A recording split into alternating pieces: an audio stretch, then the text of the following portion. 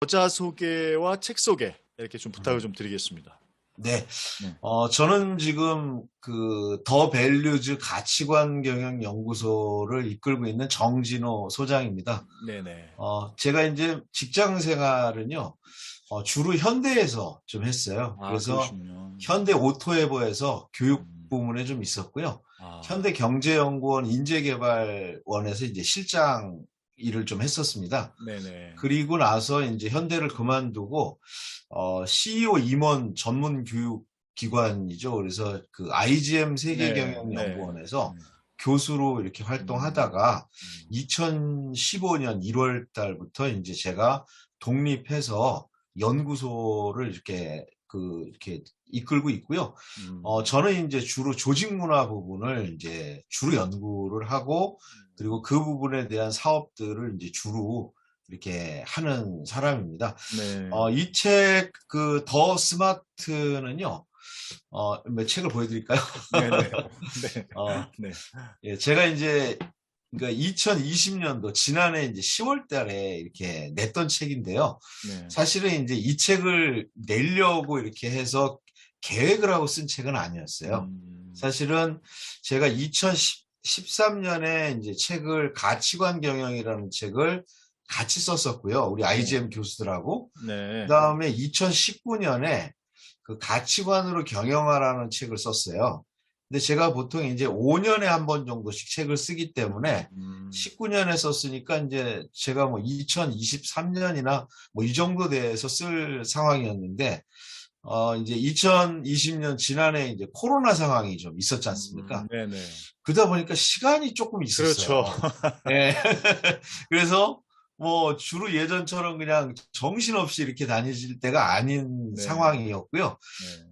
그 상황에서 이제 이 책을 조금 내야 될 필요성이 좀 있었어요. 음. 그래서 2020년도 10월 달에 책을 같이 썼고요. 음. 저하고 이제 공저로 책을 냈어요. 그 네. 최준호 네. 교수라고 네네. 지금은 저기 이렇게 그 어느 저축은행에서 인재개발 파트를 좀 맡고 계신데, 아. 그 당시에 이제 그분이 이제 독립해가지고 나오셔서 이렇게 음. 활동을 하는데 조금 힘을 좀 실어줘야 되겠다. 그래서 우리 아. 같이 책을 한번 이 책을 내자 해서 음. 이론적인 부분은 제가 많이 정립하고, 그 네. 다음에 이제 그 주로 현장에서 일했던 우리 최준호 공저자가 좀 사례를 많이 내서 이 음. 책을 좀 내게 됐었습니다. 네. 네. 아, 그러시군요.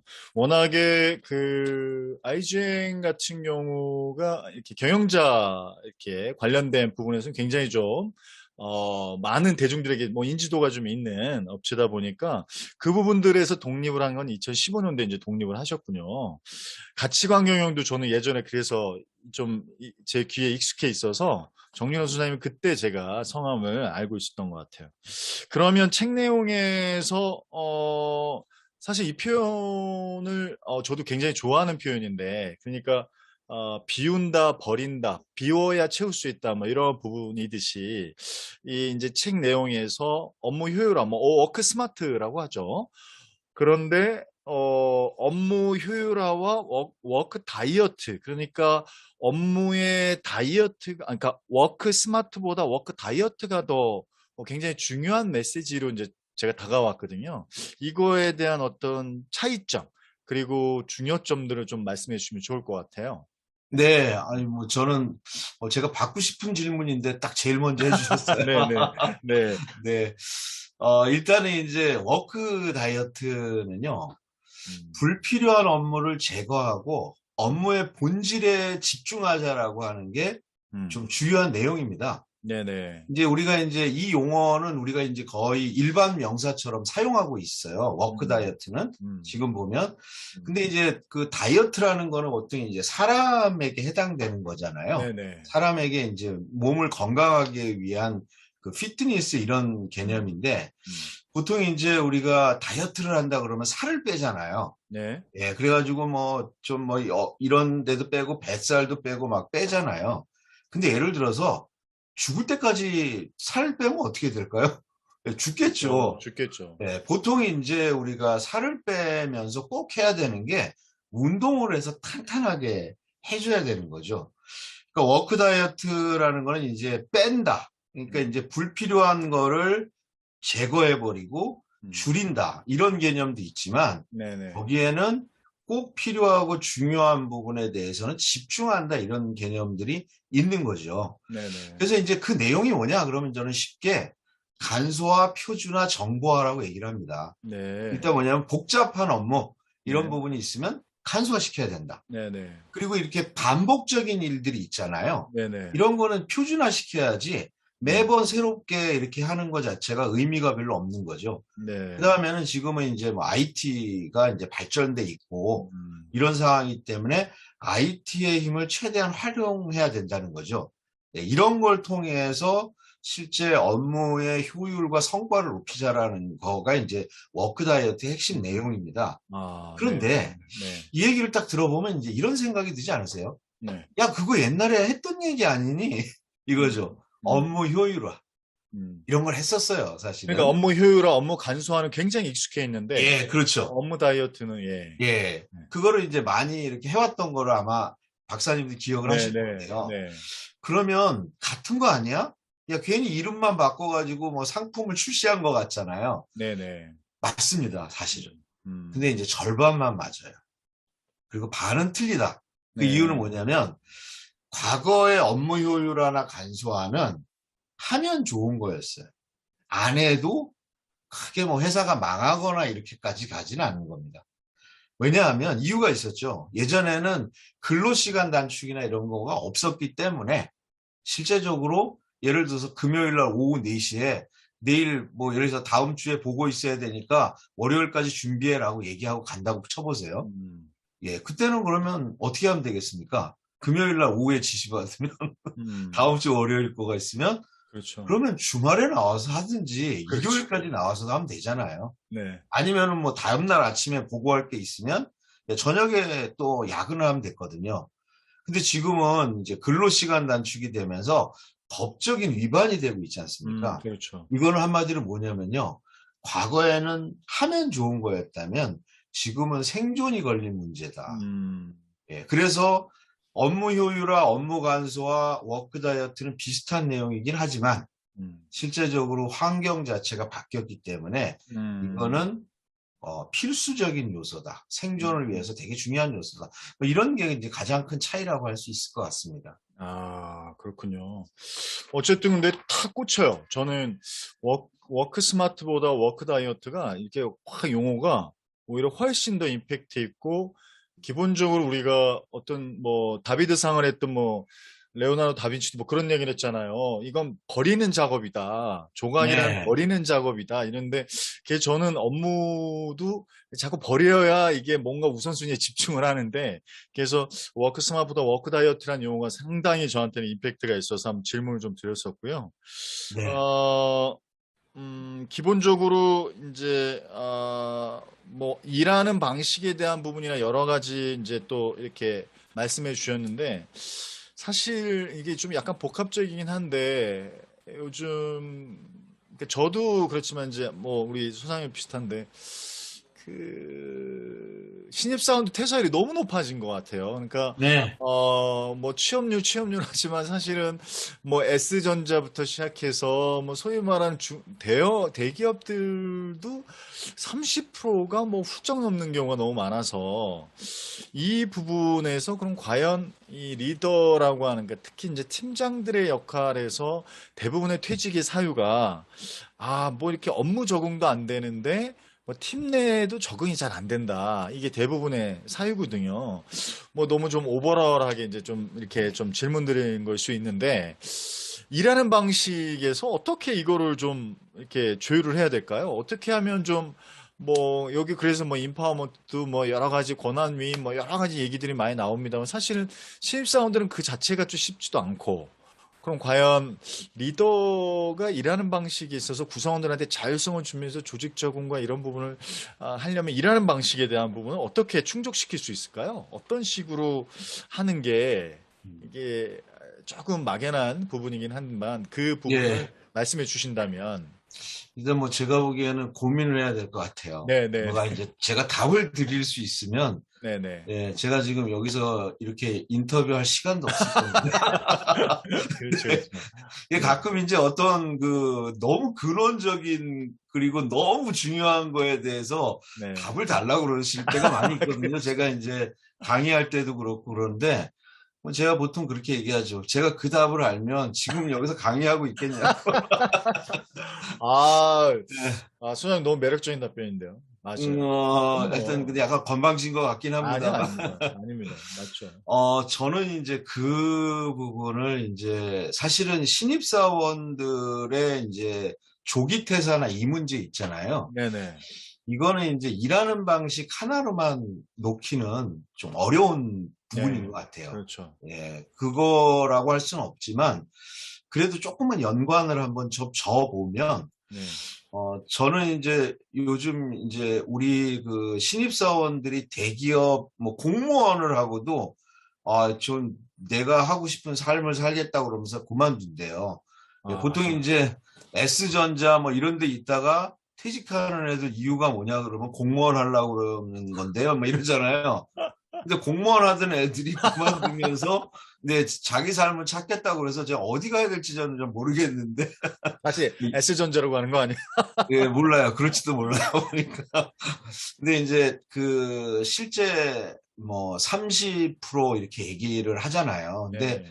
저는 더 심각한 게 있다고 봅니다. 그거는 음, 그래도 이제 우리나라의 초대기업을 간다든가 음. 아니면은 뭐 이렇게 관리나 연구 파트 이런 데를 가서 근무 조건이 좋은 데 있는 사람들은 그래도 퇴사율이 조금 작을 거예요. 네. 적을 거예요. 네네. 근데 예를 들어서 우리나라에 있는 중소기업 이런 것들 중에서 아주 뭐 훌륭한 데도 있지만 일반적인 중소기업들 보통 이제 세 가지 정도가 큰 문제가 있거든요. 보통은 이제 중소기업하고 대기업, 중견기업하고 급여 차이가 거의 뭐 보통 이제 중소기업이 3천만 원 정도 이렇게 됩니다. 그 음. 밑에예요. 네네. 중견기업이 한 3,300만 원에서 4천 네네. 정도까지, 대기업이 4천에서 5천 넘어까지 이렇게 돼서 실제 중소, 중견, 대기업은 거의 1,000만 원씩 앞 네. 단위가 네. 다른데요.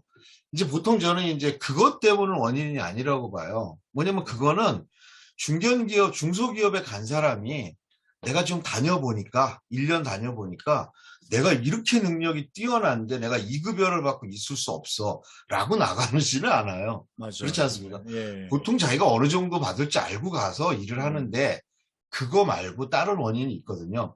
일단은 이제 첫 번째 보면 조직 문화가 아주 엉망이고요. 네. 그래가지고 수직적이고 군대식 문화에 거기다가 뭐 여성들 같은 경우는 남성 우위의 문화 이런 거 있잖아요. 뭐 이런 네. 거. 그 다음에 기본적인 복지라든가 환경 자체가 너무 열악하거든요. 제가 본 심각한 데는 어떤 데도 있었냐면 직원들한테 의무적으로 화장실 청소를 돌아가면서 하는 데도 있어요. 오. 요즘 젊은 친구들이 자기 방 청소도 안 하는 애들이 예, 회사에 왔다고 화장실 청소하려면 몇 번은 하겠죠. 근데 그 다음에 못 다니거든요. 뭐 그 군대도 아니고. 다음에 예, 제일 심각한 경우는 이제 리더십이죠. 사실은. 예. 그래도 내가 나보다 나이도 있고 있는 부장님이면, 과장님이면 배울 게 있겠지. 뭐 이런 건데 와서 일해 보니까 이거는 오로지 사장님만 바라보고 정말 리더십이고 뭐도 없고 인간적으로도 매력 없는 사람들이 있거든요. 음. 사실은 이제 그런 요소들이 이제 그만두게 되는 원인들이 될 거라고 보여요. 그래서 심하게 표현하면 중소기업 신입사원들의 1년 내 퇴사율이 어느 정도냐 그러면 저는 100%라고 표현을 해요. 100%. 오. 거의 100%다 나간다. 1년 안에. 중소기업. 그러니까, 음. 예. 그냥 뭐 아닌 데도 있겠지만, 일반적으로 요즘 요즘은 이제 Z세대들이 들어오니까요. 밀레니얼 세대도 아니고, 그들이 보기에 우리나라 중소기업의 보통 평균적인 이런 환경들은 도저히 1년을 버티기가 좀 어려운 데다 이렇게 보고요. 일단 제가 딴 얘기를 해버렸네요. 일하는 방식 아, 얘기할게요. 네네네. 일하는 방식 부분은 제가 보기에는 기성세대들, 그리고 요즘 이렇게 MZ 세대라고 얘기하는 특히 그게 강한 게 이제 Z 세대들인데요. 마인드와 일하는 방식이 달라요. 음, 대표적으로. 음, 일단 저는 그냥 이걸 그냥 통칭으로 이렇게 보면 기성세대의 일하는 방식은요. 기본적으로 수직적이고 음, 그다음에 일방적인 부분이 있고요. 단편적입니다. 음, 거기다가 대표적으로는 지시받고 지시하는 것들이 편해요. 음, 제일 어려워하는 게 뭐냐면 여러분들의 의견을 좀 따를 테니까 여러분들이 아이디어를 내세요. 이런 거 있죠. 정말 힘들어합니다. 이분들이. 음, 예. 그리고 뭐 회의를 진행할 때도 대표적인 게 회의를 주재하는 사람이 자기가 쭉 얘기를 해버려요. 음. 예, 그 다음에 다 끝났어요, 이미. 결론도 다 냈어요. 그러더니 그렇죠. 직원들한테 의견 한 번씩 내보라고. 안 하죠, 아무도. 그러면 이제 그렇죠. 지적을 합니다. 음, 저희 김 대리가 한번 해볼래요? 아니면 뭐 박 과장이 한번 해볼래요? 이러거든요. 그러면 처음에 그 질문 받은 사람이 제일 고통스러워요. 그러니까 버벅대면서 얘기하다가 그 뒤에 있는 사람은 앞 사람하고 똑같은데요. 거의 이런 형태의 실제 일하는 방법론들이 많이 있다는 거예요. 근데 요즘 젊은 친구들은 대표적인 특징들이 이런 거지 않습니까? 유연합니다. 음, 기본적으로요. 음, 유연해요. 그래서 어떤 문제가 있을 때 해결할 수 있는 방법을 굉장히 다양하게 생각을 해요. 예, 그런데 기성세대 기존 조직은 예를 들어서 조직 내에 갈등이 있고 직원들이 사기가 떨어졌다. 예, 이런 문제가 있을 수 있지 않습니까? 네네. 그럼 어떤 방법을 쓸 수 있을까요? 예, 어떤 방법? 예, 음. 기성세대들은요, 술 한잔 그냥 먹고 뭐, 주저 없이 회식이라고 얘기를 해버려요. 그렇지. 너무 익숙한 직원들의 방법. 사기 저하나 예를 들어서 직원들이 예를 들어서 좀 갈등이 있을 때 해결책은 얼마나 많겠습니까? 우리 근데 젊은 직원들은 많은 해결책이 있다고 생각하거든요. 회식만이 아니라는 거죠. 그렇죠. 그 다음에 굉장히 이들은 공유하는 걸 좋아해요. 그래가지고 뭐 아주 우리 다 아는 얘기지만 뭐 이렇게 인스타라든가 뭐 페이스북 뭐 이런 것들 굉장히 많이 하잖아요. 예. 그런데 회사에서는요, 어떤 일을 할 때, 어떤 일이 있을 때 회사의 정책이나 방향이나 이런 거 전혀 공유를 안 해줘요. 그냥 당연히 알려주면 될 거고, 그거 음, 알려주면 자기들도 고민하고 싶은데 아무것도 안 알려준다는 거예요. 음, 그리고 이들은 방법론 자체 심플해요, 되게. 음. 단편적이지 않고, 아주 간결하거든요. 그런데 말을 길게 하고, 그 다음에 뻔한 얘기를 갖다가 막 이렇게 하는 되게 싫어합니다. 거기다가 자유를 굉장히 좋아한단 말이에요. 음, 자율. 음, 예. 근데 업무 환경에서는 이런 것들이 잘 안 돼 있거든요. 음, 저는 이제 이런 근본적으로 이전 세대들 그리고 대부분이 리더들이니까 이분들이 가지고 있는 일하는 방식과 젊은 직원들 이들이 가진 일하는 방식 굉장히 차이가 있다고 보고요. 그런 것이 결국은 신입사원 중도 퇴사율을 대기업도 되게 높고 중소기업은 거의 100%라고 표현할 수밖에 없는 상황이 아닌가 이렇게 생각합니다. 음. 근데, 100% 중소기업 100%다란 말이, 이렇게 뭔가 이렇게 덜컥 내려앉는 듯한 느낌이에요. 너무, 그러면 대기업에 대한 부분과 중소기업에 대한 부분에 있어서 이 간극은 더 심화될 수밖에 없을 것 같고, 네. 뭐, 고용에 대한 부분도 그렇지만 사실은 정착률이라고 해야 되나, 유지율이라고 해야 되나요? 혹은 뭐, 음. 어쨌든 그 근속률 자체도 저도 조직 진단에 굉장히 중요한 포인트인 것 같은데, 진짜 중소기업은 진짜 산 넘어 산다라는 느낌이 들 정도로, 이게 딱 100%다 이렇게 말씀하시니까. 세 번째는 이제, 우리 그 진짜 코로나 때문에 지금 엄청나게 그 근무 방식도 굉장히 막 바뀌고 있잖아요. 그래서 네. 뭐 책 내용에서도 이제 코로나와 관련된 부분에서 재택근무의 여러 가지 부분을 말씀해 주셨는데, 이게 제대로 이렇게 할 수 있는 방법이 있다면 소장님께서 좀 이렇게 현안에서 좀 지혜로운 어떤 부분을 말씀해 주신다면 이게 오히려 굉장히 스트레스한 경우가 굉장히 많이 생기는 것 같더라고요. 오히려 뭐 네. 차라리 출근하는 게 낫다. 음. 오히려 이게 일하는 건지 내가 이게 뭐 하여튼 구분도 안 되고 그래서 어떻게 보면 재택근무 환경이 처음엔 굉장히 좋아 보였는데 구성원들도 굉장히 좀 어려워하는데 이게 어떻게 하면 좀 이렇게 재택근무의 어떤 방식이라고 해야 될까요? 방법이라고 해야 될까요? 이런 환경을 어떻게 하는 게 좋을까요? 저는 이제 어제 제가 이제 블로그에다가 이 내용을 썼어요. 이 그러시군요. 그 많은 분들이 읽어주시더라고요. 그렇죠. 그렇죠. 저는 지금 이제 재택근무 부분에 대해서 이제 좀 한 단계 높은 고민을 좀 할 필요가 좀 있다 음, 이렇게 생각합니다. 음, 제가 보니까 그 재택근무나 이 부분은 회사의 상황이나 여러 가지 부분에 따라서 차이가 있을 것 같긴 해요. 그러니까 실제 이제 모비스 같은 경우는 그 인사 제도 안에 상시 재택근무를 집어넣었거든요. 그 아, 얘기는 뭐냐면 팀장하고만 협의가 되고 팀장이 컨펌을 하면 재택근무를 언제든지 할 수 있는 걸로 이렇게 어, 된 거예요. 이제 많이 이제 이런 부분들이 저는 이제 가시화될 것 같은데 음, 지금 이제 통계상으로 좀 보겠습니다. 우리가 이제 재택근무를 뉴 노멀이라고 표현하잖아요. 네네, 네, 새로운 표준이다. 네, 그 이유는 명확해요. 왜냐하면 지난해 이제 3월 달 코로나가 이제 시작됐을 때 통계 수치를 보니까 이게 어느 이제 그 이렇게 이렇게 포털에서 나왔던 정보인데 지난해 이제 3월 달에는 중소기업의 4분의 1, 중견기업의 3분의 1, 대기업은 절반 정도가 이 그 시도를 했어요. 네, 재택근무를. 아, 지난해 11월 달이 이제 3차 확산기였거든요. 네네, 3차 확산기 때 조사를 해보니까 중소기업의 절반, 그리고 중견기업의 3분의 2, 네, 그 다음에 대기업의 대략 82% 정도가 재택근무를 한 걸로 나와 있습니다. 네, 수치상으로. 일단 중소기업이 절반이니까 이 정도면 뉴 노멀이 맞죠. 그러니까 이제 이거는 이제 뉴 노멀인데 보면은 이제 모범적으로 재택근무가 되는 회사가 있어요. 근데 그게 제가 보기엔 소수입니다. 어떤 회사들이냐? 쉽게 얘기하면 모비스, SK텔레콤, 카카오, 네이버 이런 정도. 아, 보통의 사람들이 음, 접근하기가 좀 어려운 대단한 회사들은 성공적으로 하고 있어요. 음, 그런데 제가 보기엔 정말 많은 기업들, 그리고 중소기업은 무려 절반 가까이가 하고 있음에도 불구하고 이 부분이 저는 제대로 정착되고 있지 못하고요.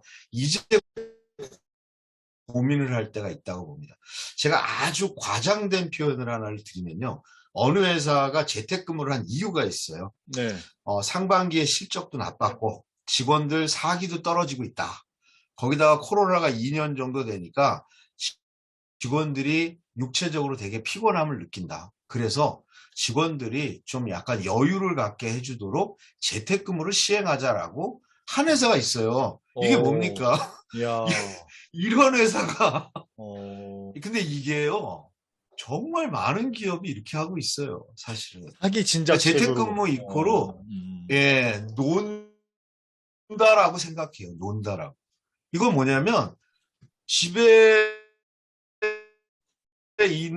집에서 일하는 거는 일하는 게 아니라고 생각을 합니다. 이제 제가 이제 좀 더 이 본론적인 정도 하는 거에 대해서 젊은 직원들이나 직원들 대다수가 좋아해요. 거의 음, 20대 남자 여자는 거의 100% 좋아합니다. 네, 그리고 30대 40대도 거의 90% 가까이가 좋아합니다. 이걸. 음, 음, 근데 이제 50대 남자들을 보니까 절반 정도는 좋다고 그러고요. 절반은 이거에 대해서 만족스럽지 못하다고 얘기를 해요. 근데 중요한 건 50대 남자들이 누구냐면 바로 조직에서 의사결정을 하는 사람들이죠. 예, 이분들이 절반이니까 이분들의 입김에 의해서 하는 회사도 있고 안 하는 회사도 생기는 거예요.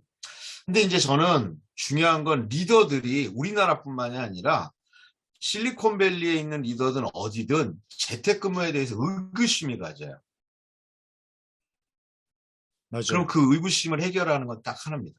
재택근무를 하더라도 생산성이 있다라고 하는 부분이 그거에 대한 신뢰가 있어야 되는 거죠. 음, 그래서 저는 이제 그 얼마 전에 제가 그 인디아나 대학교 켈리 경영대학원에 레이 루더라고 하는 이제 임원이 한 얘기가 있어요. 재택근무를 하려면 재택근무를 당신이 잘하고 있다면 세 가지를 증명해 보여야 된다 이렇게 얘기했어요. 이게 첫 번째가 뭐냐?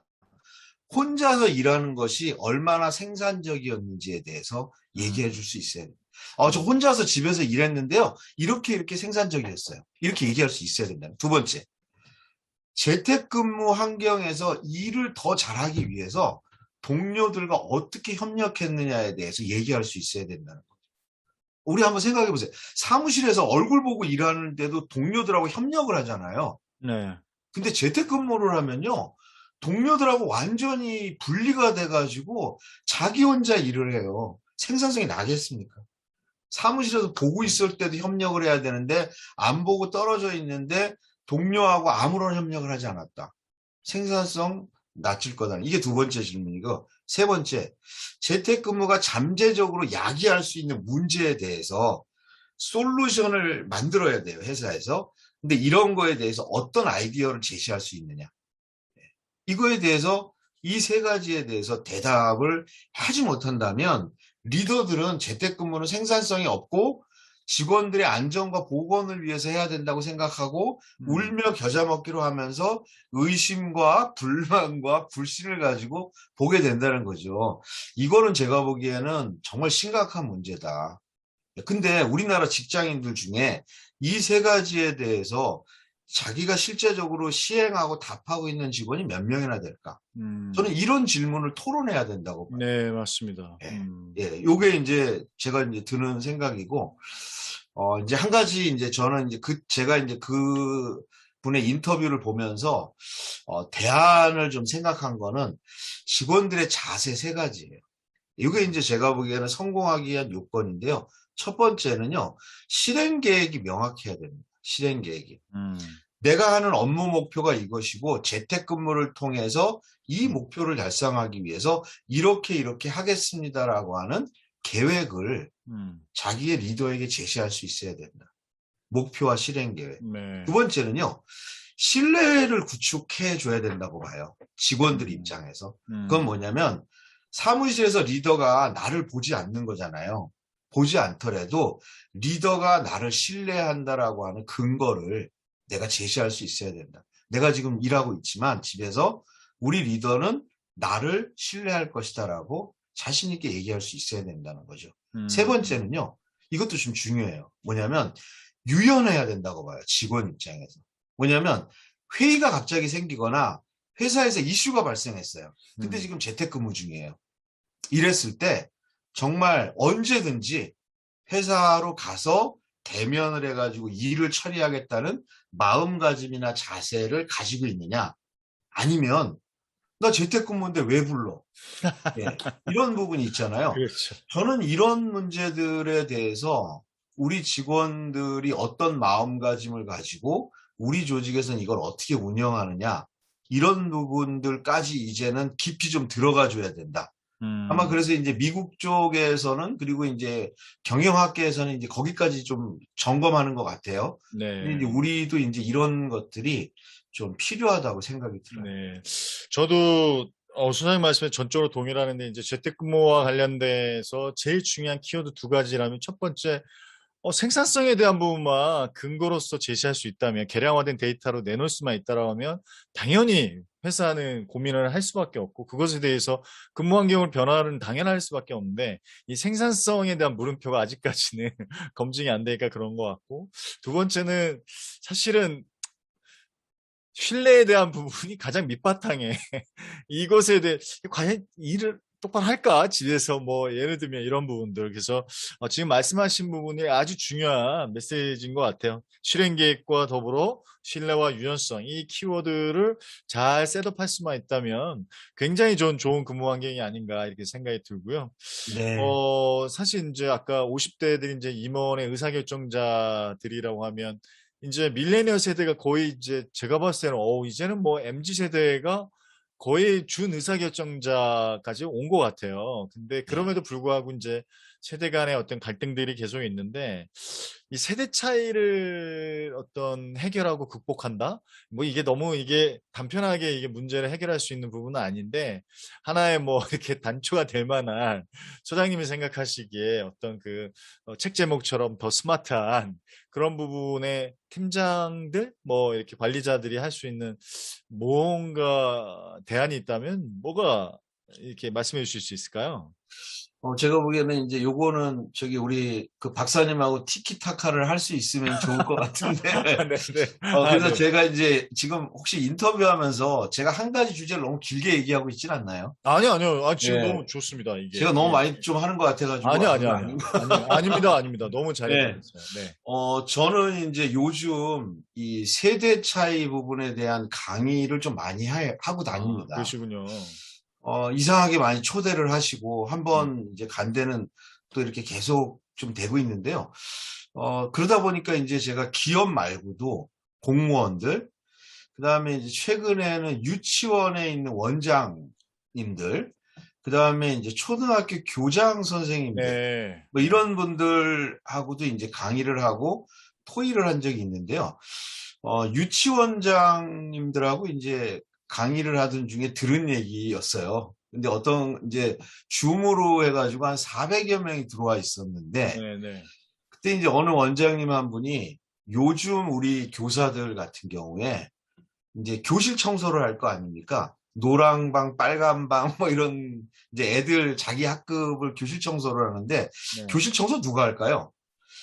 어, 6살, 7살 먹은 애들한테 청소시켰다가는 학부모들이 난리 나겠죠? 그렇죠. 예, MZ세대 학부모들이 난리 날 겁니다. 돈 받아가지고 뭐 했으냐. 그래서 보통은 선생님들이 해요, 그걸. 그럴 네. 것 같지 않으세요? 네, 네, 그렇죠.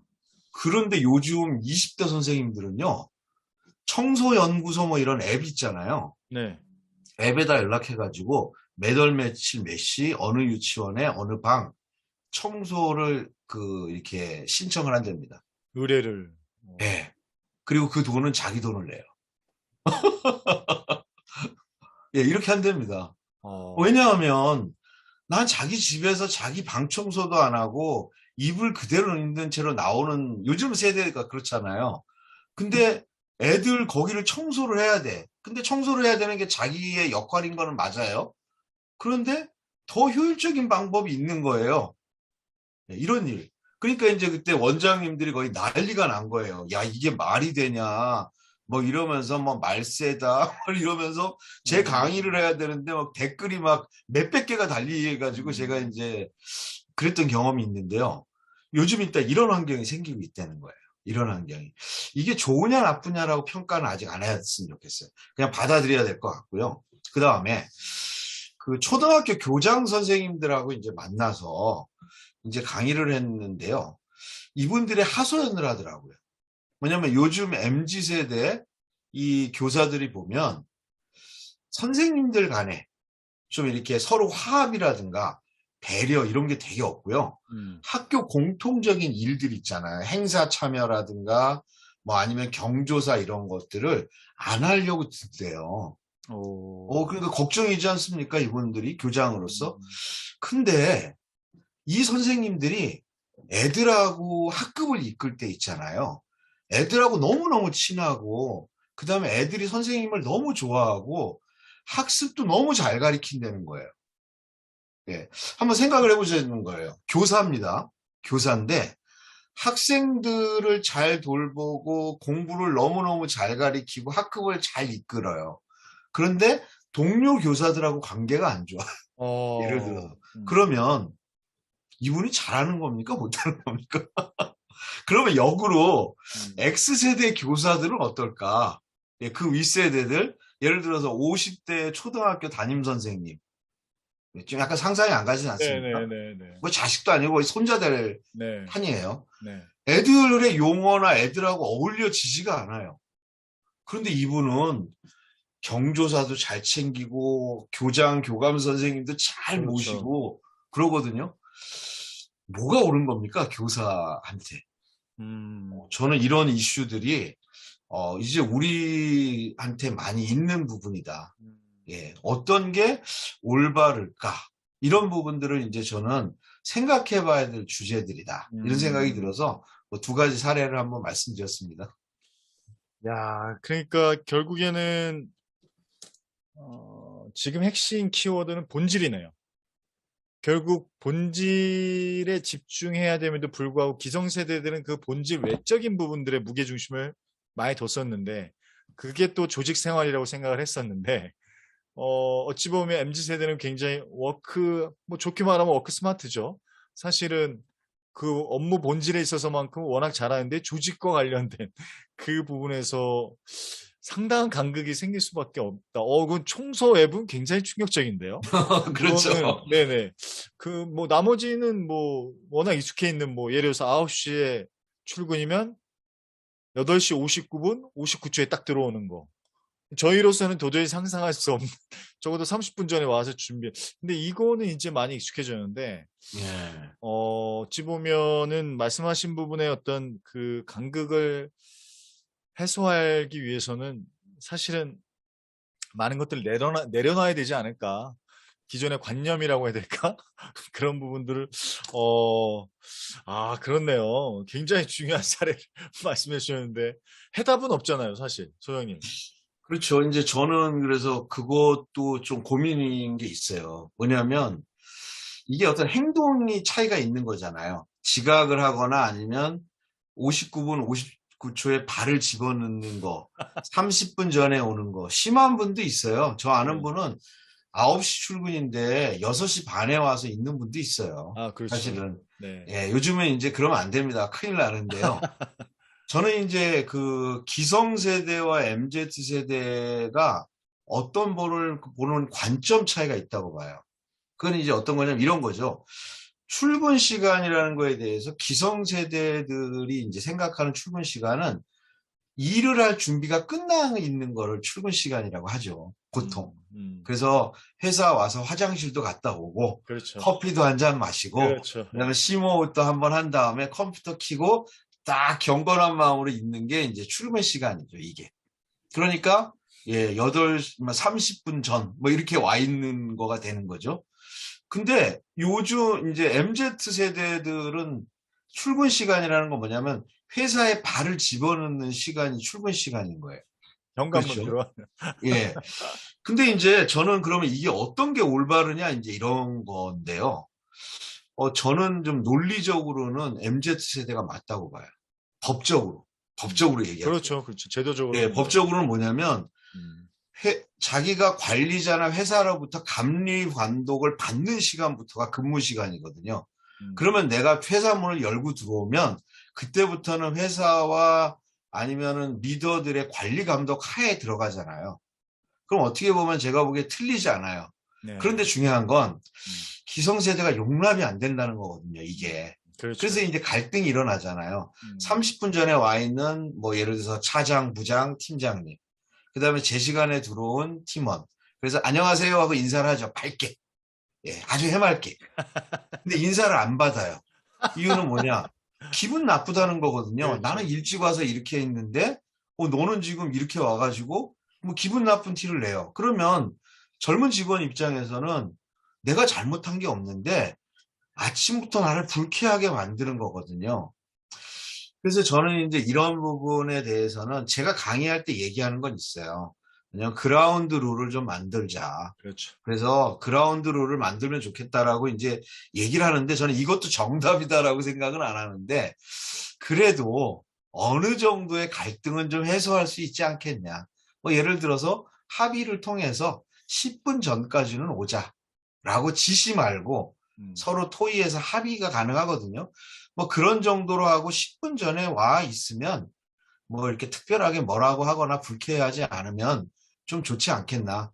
예, 그런 생각도 좀 듭니다. 맞습니다.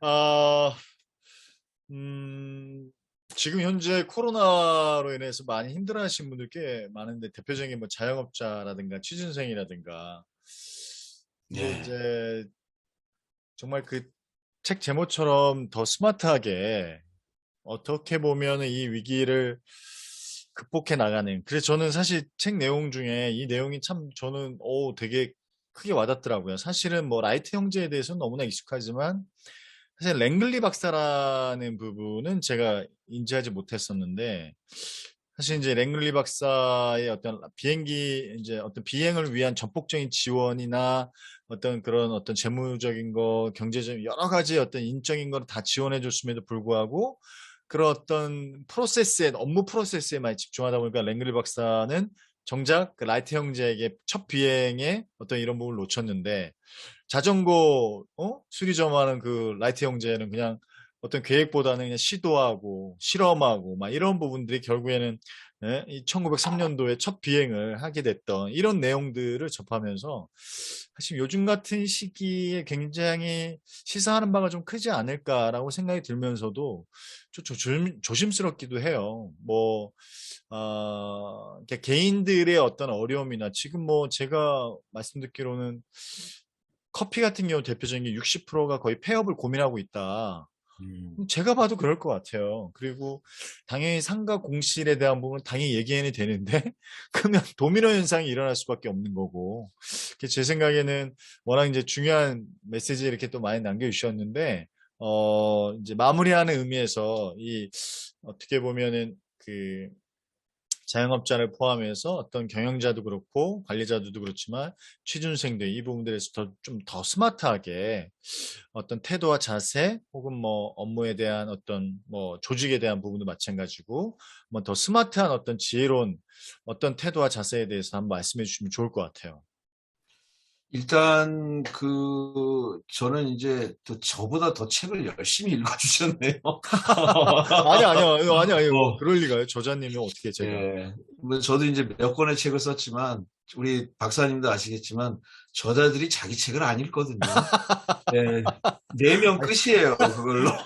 그래서 저도, 저도 예, 지금 이해하죠. 예. 갑자기 얘기를 듣다가 라이트 형제 얘기 뭐 이런 얘기들 이제 그 저도 내용이 있었나? 이제 일반적으로 나오는 내용들을 좀 요약해서 거기에 이제 네, 표현을 했던 네, 부분인데요. 네, 저는 이제 뭐 힘을 주고 뭐 이런 부분들은 뭐 제가 하는 게 아니라 정치인이나 이런 사람들이 해야 될 것 같고요.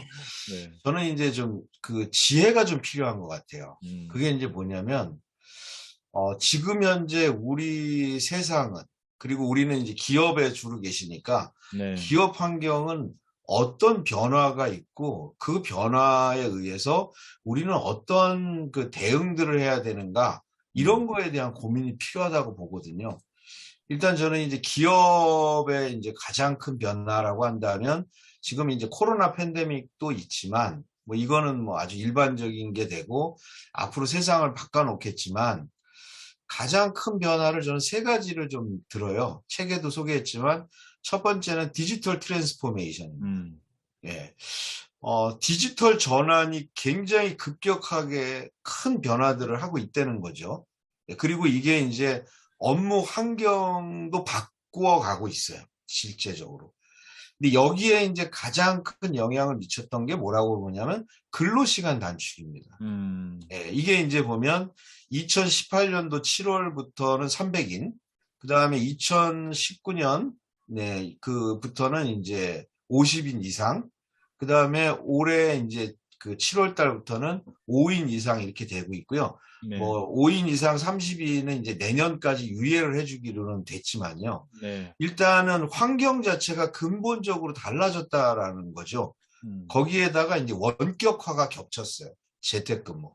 그러니까 근무 환경의 변화가 크게 두 번째 요소고요. 세 음, 번째 요소는 우리가 이제 같이 얘기를 계속했던 MZ 세대로 표현되는 세대 간의 차이와 그리고 이거에 대한 이해와 소통 문제거든요.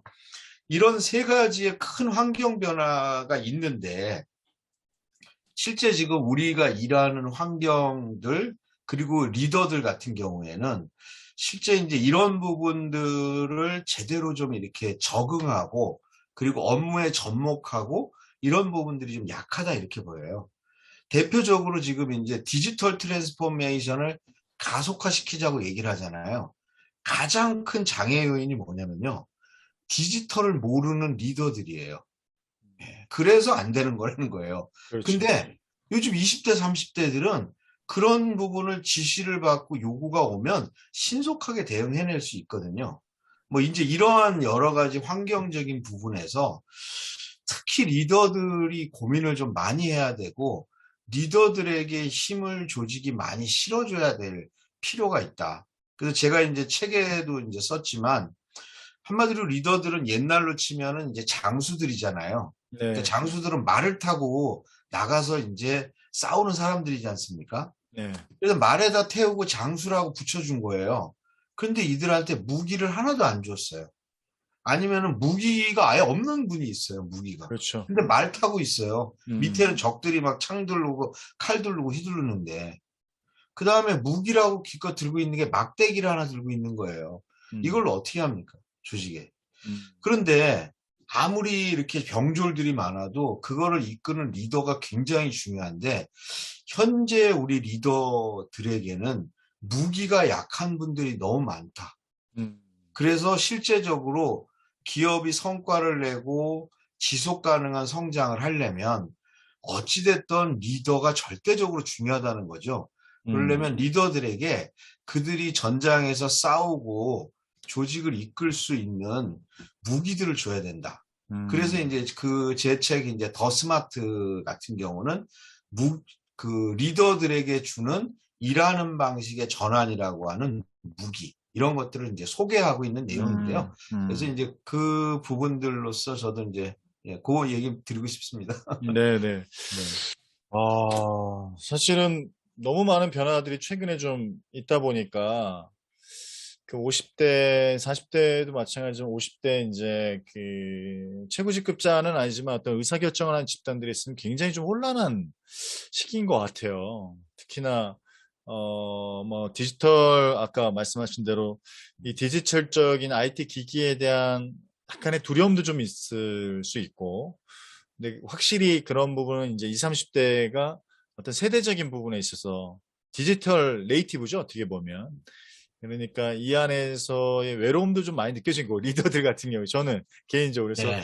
아, 참 그렇습니까? 예, 개인적으로 좀 강연 나가면 오히려 40, 50대가 저는 가장 저는 이렇게 위로를 많이 해주거든요.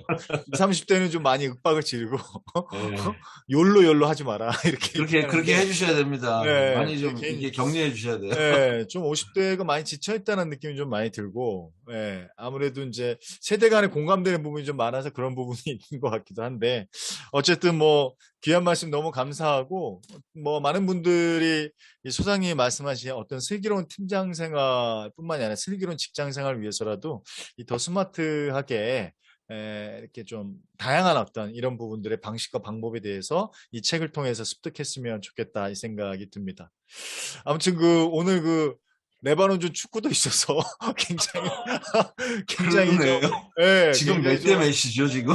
네, 아니 좀 모르죠. 예, 그래서 수장님도 굉장히 운동을 좋아하시는 것 같아서 굉장히 반가운 마음인데 어쨌든 축구 즐거워하시고 이후에 또 기사 나오면 또 연락 한번 또 드리도록 하겠습니다. 오늘 귀한 인터뷰 너무 감사드립니다. 예, 박사님 고맙습니다. 네네, 네, 고맙습니다. 감사합니다. 네, 네. 감사합니다.